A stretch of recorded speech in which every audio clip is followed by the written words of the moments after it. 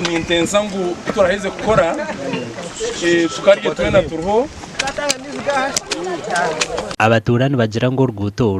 rutwire rubayamba kutambuza imishuburo yabo na munonga babano bagitwara mu butare okuronda kasente ngo konka byo nabire bitari kutambura ahabwe mbere y'Oruguuto rutwiremo Oruguuto zitu zifire munonga twashara mu kwejumbira mu kintu cyo kora burungi bwansi twekwateramo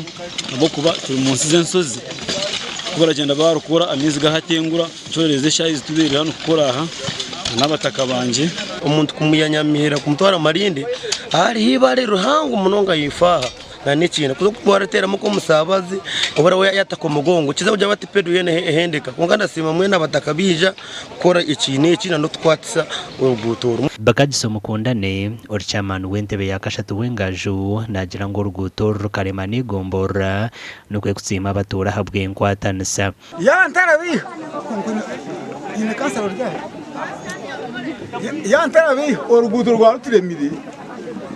bakarutonga na mukanso gwa buruseti oge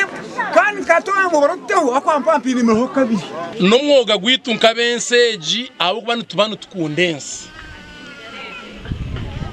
tokubasa kwata omurumo gwa government okugyorekera government tuyambe